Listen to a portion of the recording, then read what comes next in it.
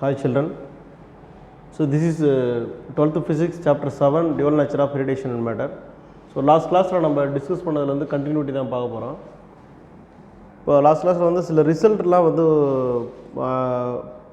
பழையபடியே நம்ம என்ன பண்ணோமோ அதனுடைய ரிசல்ட் ஓரியன்டாக நம்ம ஒரு ரிசல்ட்டை கொடுத்தோம், ஒரு 4 ரிசல்ட்டு கொடுத்தோம் நம்ம.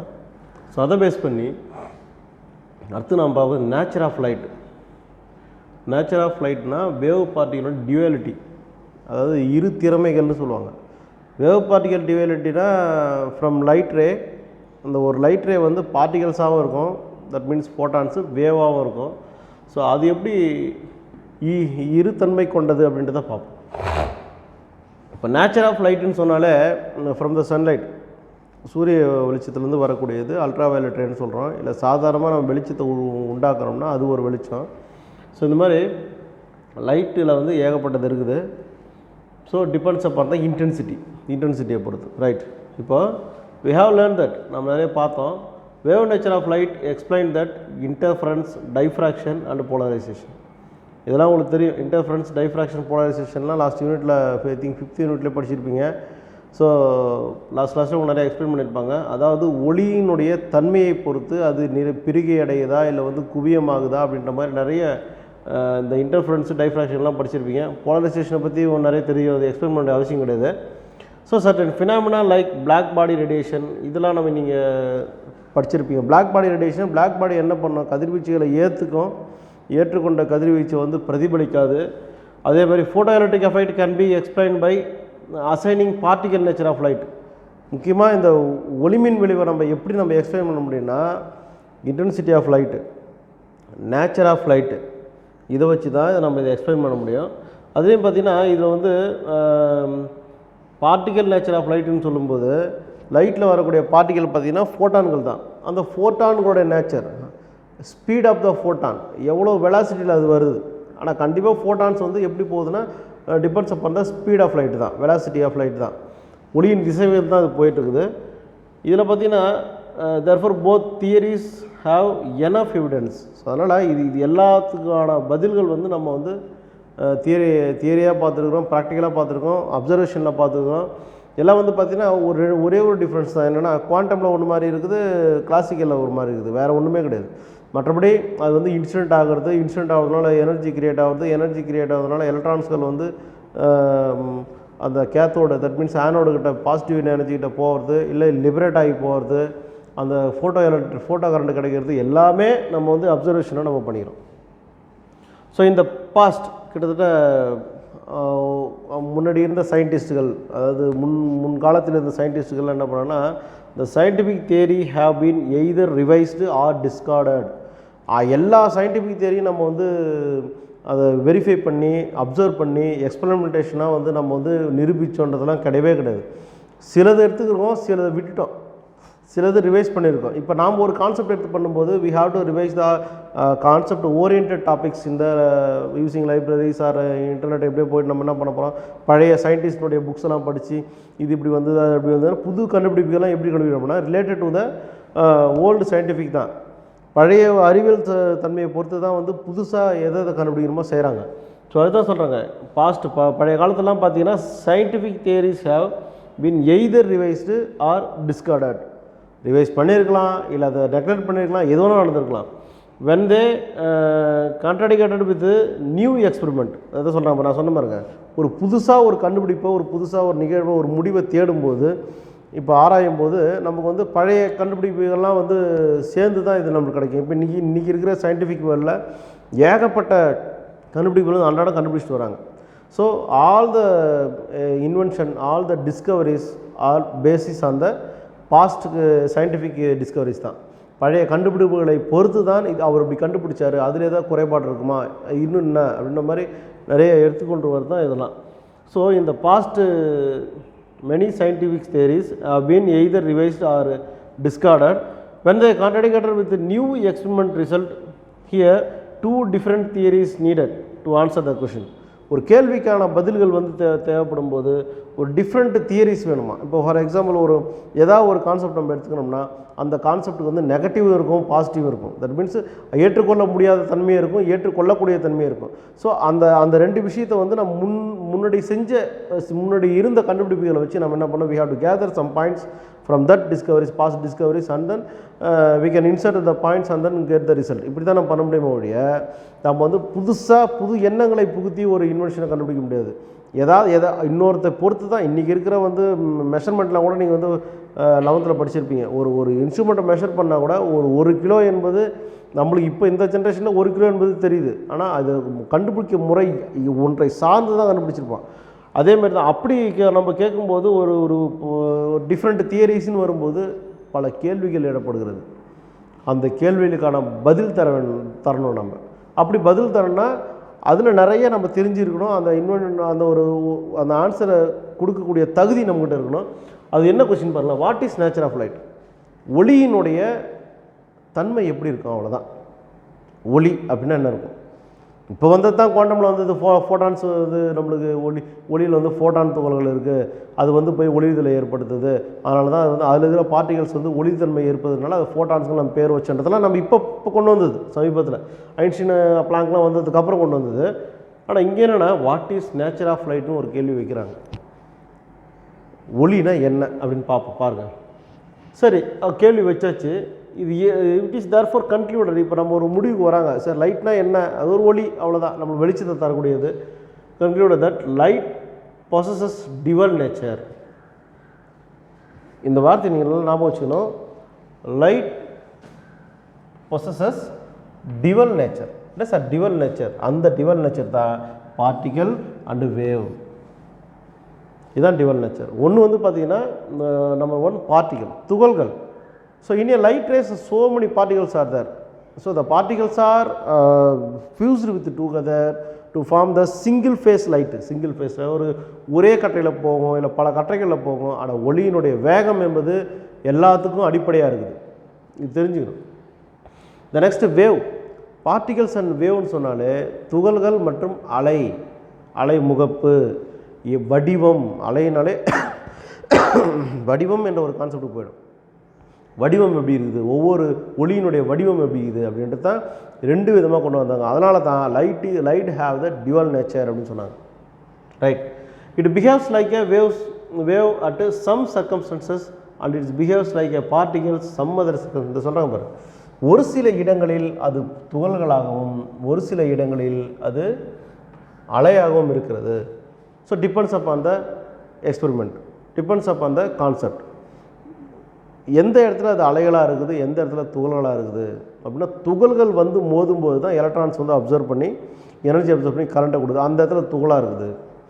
வேவ்னா to transfer the from one place to another place, to transfer the light from one part to another place with regarding to the speed of light, velocity of light அப்படின்னு சொல்லும்போது இங்கே வந்து அது வேறு இடமா வருது.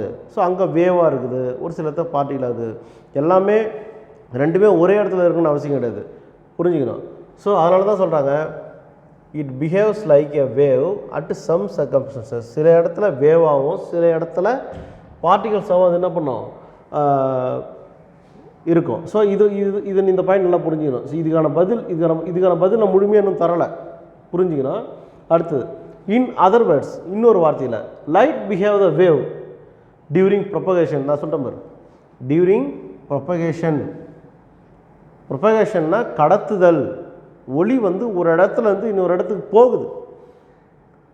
ஒரு டார்ச் லைட் எடுத்து நம்ம லைட் அடிக்கிறோம், ஒரு குறிப்பிட்ட இடத்துல அந்த ஒளியை அனுப்புகிறோம்.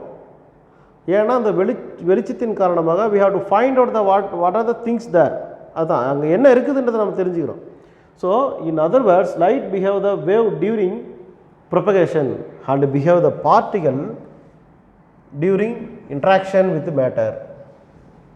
இதான் புரிஞ்சுக்கணும். மேட்டர்னால் ஏதோ ஒரு பொருள் மீது நம்ம அதை செலுத்தி அங்கே இருக்கிற பொருளோட எலக்ட்ரான்ஸை லிபரேட் பண்ணி we have to give the function there. நாம் ஒரு நிகழ்வை ஏற்படுத்துவதற்காக நம்ம செய்யறதை ஒழிய, ஆனால் அந்த ப்ரொபகேஷன் என்பது ஒளியை கடத்தி நம்ம ஒரு இடத்துல இருந்து அனுப்புகிறோம் ஒளியை. ஆனால் இங்கே வந்து ஒளியை அனுப்புவதால் சம்திங்ஸ் ஆர் ஹேப்பன்.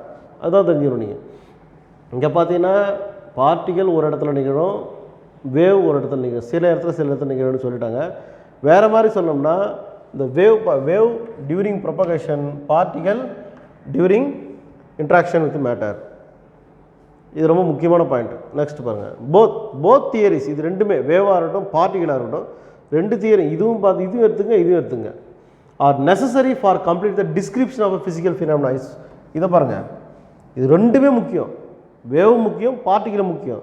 எல்லாமே லைட்லேருந்து தான் வருது. லைட் என்பது ஒரு பொதுவானது, அதிலிருந்து பிரிஞ்சு வந்தது தான் மற்ற ரேஸ் எல்லாம்.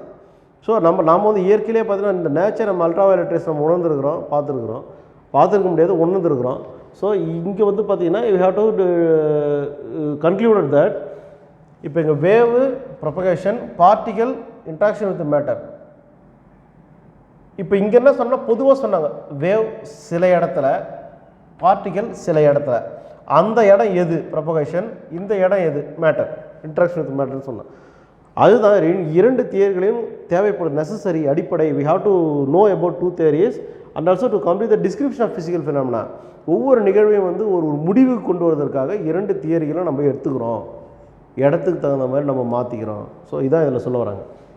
ரைட், இதை வச்சு நிறைய பேர் கொஷின்ஸ், என்னடா இது ஒவ்வொன்றுத்துக்கும் ஒவ்வொரு ஆன்சர் சொல்கிறாங்க, இது என்ன முடிவு அப்படின்றது நம்ம ஆல்பர்ட் ஐன்ஸ்டீனே கொஞ்சம் குழம்பிட்டார். அதனால் அந்த ஆல்பர்ட் ஐன்ஸ்டீன் என்ன பண்ணுறாருன்னா, மைக்கேல் பேசோ அப்படின்ற ஒரு சயின்டிஸ்ட்டுக்கு 1954 ஒரு லெட்டர் ஒன்று எழுதுறாரு. அந்த லெட்டரில் என்ன கேட்குறாருன்னா, ஆல் தீஸ் 50 years, ஒரு 50 வருஷமாக கான்ஷியஸ் ப்ரூடிங், ஒரே குழப்பமாக இருக்குது, have brought me to closer to answer the question. இந்த கேள்விக்கான பதில் வந்து எனக்கு கிட்ட இருக்கிற மாதிரி இருக்குது, ஆனால் என்னால் ஒரு கன்க்ளூஷன் வர முடியல.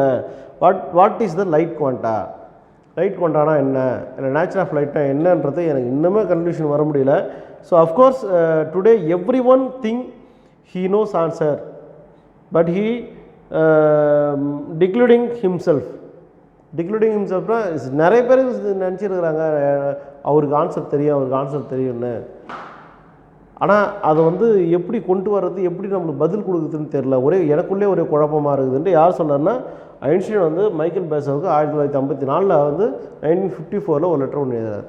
அப்போ என்னென்னா, ஒரு கேள்விக்கு பல பதில்கள் இருந்தால் அதற்கான சரியான பதிலை கொண்டு வந்து நிறுத்துவதற்கு லேட்டாகும், குழப்பமாக இருக்கும். அந்த குழப்பத்தை வந்து வெளிப்படுத்த தன்மை தான் இது. ஏன்னா ஐன்ஸ்டீன் வந்து கண்டுபிடிப்பே கிடையாது, அவர் எல்லாத்தையும் அனலைஸ் பண்ணிட்டார். ஆல்பர்ட் ஐன்ஸ்டீன் எல்லாத்தையுமே ஃபிசிக்ஸில் வந்து எல்லா விஷயத்தையும் அனலைஸ் பண்ணிட்டார். பட் அனலைஸ் பண்ணியிருந்தாலும் he can't able to give the answer, perfect answer, single answer இதுதான் அப்படின்ட்டு கன்ஃபார்மாக அவரால் சொல்ல முடியலன்ட்டு அந்த ஒரு சயின்டிஸ்ட்டுக்கு அந்த மைக்கேல் பேசோன்றவருக்கு 1954 அவர் எழுதுறார், வாட் இஸ் லைட் குவாண்டானா என்ன. ஸோ ஆனால் ஆன்சர்ஸ் வந்து நிறைய அப்சர்வேஷன் பண்ணியிருந்தாலும் ஒரு கரெக்டாக இதுதான் அப்படின்னு அவரால் சொல்ல முடியலன்ற வருத்தத்தை இந்த லெட்டர் மூலிமா நம்ம தெரிஞ்சுக்கலாம். ஓகே, இது வந்து இப்போ நேச்சர் ஆஃப் லைட் ஒரு பொதுவான ஒரு கருத்து இப்போ நம்ம பார்த்தது. பட் இதில் நீ தெரிஞ்சுக்கணும், ஒரு லைட்டுனா ரெண்டு விதம், பார்ட்டிகல், வேவ்ஸ். வேவ் சில இடத்துல இருக்கும், பார்ட்டிகல் சில இடத்துல இருக்கும். வேவ்னா ப்ரொபகேஷன், மேட்டர்னா பார்ட்டிகல்னா இன்ட்ராக்ஷன் வித் மேட்டர். இது ரெண்டும் தெரிஞ்சுக்கணும். இது டிஃப்ரென்ஸ் தெரிஞ்சால் தான் நம்ம வந்து அதை இன்க்ளூட் பண்ண முடியும். ரைட், இது ஜென்ரலான ஒரு நியூஸ். இது நம்ம அடுத்ததை பார்க்க போகிறது என்னென்னா, photo electric cells and application. அதாவது ஒளிமின் செல்கள் அப்படின்னு சொல்லுவாங்க. ஒளிமின் செல்கள் இல்லை ஒளிமின் கலன்கள்னு சொல்லுவாங்க. So when a light ray passes through it, automatically the photo current is will liberated. இதுதான் இந்த கான்செப்ட் நம்ம பார்த்துருக்குறோம். அதனால் ஏற்படுகின்ற ஒரு பயன்கள் என்னென்ன பயன் அதில் ஏற்படுத்தி போகிறோம். So and also photo electric cells வந்து ஒரு 3 வகையாக சொல்கிறாங்க. என்னென்ன வகைன்றதை பார்க்க போகிறோம். அந்த வகையில் வந்து ஒரு வகை மட்டும் நம்ம பாடத்தில் எக்ஸ்பிளைன் பண்ணியிருக்காங்க, ஒரு டைப்ஸை மட்டும் பார்ப்போம் என்ன சொல்கிறாங்கன்ட்டு. ஃபஸ்ட்டு ஃபோட்டோ செல் என்ன, ஒளி செல்கள் இல்லை ஒளிக்கலன்கள் என்ன. இதில் வந்து இது ரொம்ப இம்பார்ட்டன்ட், 1 மார்க்கில் வரும் பாருங்க. அதே மாதிரி இந்த லைனும் 1 மார்க்கில் வரும் பாருங்க. First line, it converts light energy into electrical energy. It converts light energy. நம்ம ஒரு இடத்துல நம்ம வந்து அதை யூஸ் பண்ணிகிட்டு இருக்கோம். In torch light electric energy into convert into light energy நம்ம படிச்சிருக்கோம். ஆனால் இங்கே light energy is convert into electric energy. இதுதான் நீங்கள் முக்கியமாக கவனிக்கணும். ஸோ இது ஒரு பிரின்சிபல், இது பிரின்சிபலாக கூட வச்சுக்கலாம். இந்த பிரின்சிபல் வந்து இந்த 3 எக்ஸ்பெரிமெண்ட்டுக்கும் நம்ம பிரின்சிபலாக எடுத்துக்கலாம். இந்த பிரின்சிபலை இதுக்கு எடுத்துக்கலாம், இதே பிரின்சிபல் இதுக்கு எடுத்துக்கலாம், இதே பிரின்சிபல் இதுக்கு எடுத்துக்கலாம். ஸோ ஃபோட்டோ செல்ஸுனால சிங்கிள் பிரின்சிபல், இதனால் தெரிஞ்சுக்கணும். இதில் பாருங்கள், it converts light energy into kinetic energy. இது கூட எதையும் பிரின்சிபலாக நம்ம எடுத்துக்கணும். இதை இந்த பாயிண்ட் எடுத்துக்கணும். What is the point? It works on the principle of photo electric effect. ஒளிமின் விளைவின் மூலமாக, ஒளிமின் விளைவு என்ற தத்துவத்தின் மூலமாக இந்த ஒளிமின் கலன்கள் செயல்படுகிறது. இதை நீங்கள் கவனத்தில் வச்சுக்கணும், 1 மார்க்கில் வரும். பாருங்கள், திரும்ப சொல்கிறேன் பாருங்கள், ஃபோட்டோ செல் தான் it converts the light energy into electrical energy and also its works on the principle of photo electric effect. What is the principle of photo cells இல்லை ஃபோட்டோ எலக்ட்ரிக் செல்ஸ்ன்னு கேட்டாங்கன்னா, ஃபோட்டோ எலக்ட்ரிக் எஃபெக்டினுடைய தத்துவத்தின் அடிப்படையில் இது செயல்படுகிறது. So இதுக்கப்புறம் ஒரு big question வருது, அதுக்கு வந்து நம்ம பிரின்சிபல்னு ஒரு காலம் போட்டு எழுதணும். அப்படி எழுதும்போது நீங்கள் இந்த ரெண்டு வாக்கியத்தையும் எழுதணும். You can choose the sentences. So first, it converts light energy into electric energy. Another one, it works on the principle of photo electric எஃபெக்ட்னு சொல்கிறாங்க. ரைட். இதில் when light is incident on the photosensitive material, இது வந்து நம்ம ஆரம்பத்திலேருந்தே படித்தது தான் இப்போ கொடுத்துருக்குறான். ஒரு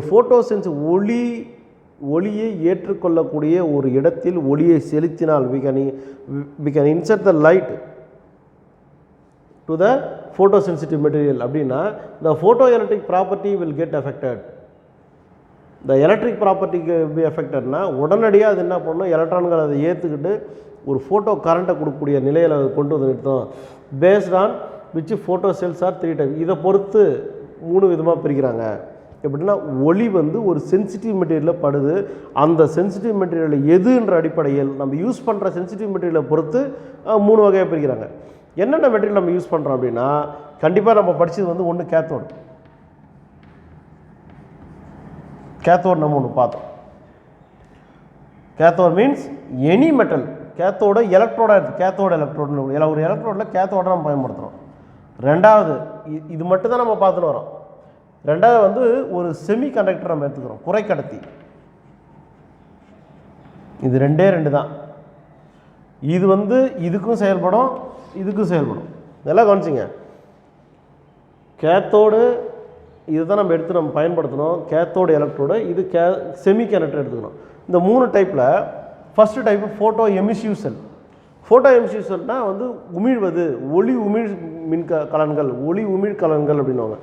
இதில் ரேடியேஷனும் லைட்டையோ நம்ம என்ன பண்ணுறோம், எலக்ட்ரானை நம்ம கொடுக்குறோம். என்ன வருதுன்னா, எலக்ட்ரான் எமிஷன் வருது, அதனால் ஃபோட்டோ கரண்ட் வருது. இதை பற்றி விரிவாக நம்ம அடுத்து பார்ப்போம். அடுத்து ரெண்டாவது பாருங்கள், ஃபோட்டோ வோல்டாயிக் செல். இதில் வந்து வோல்டேஜை ஜென்ரேட் பண்ணுறது. இதில் என்ன ஜென்ரேட் பண்ணுது, வோல்டேஜ் ஜென்ரேட் பண்ணுது. எது வந்து ஃபோட்டோ சென்சிட்டிவ் செல்ஸாக இருக்குது, செமி கண்டக்டரு. இதுலேயும் நம்ம லைட் ரேடியேஷன் தான் தரோம்.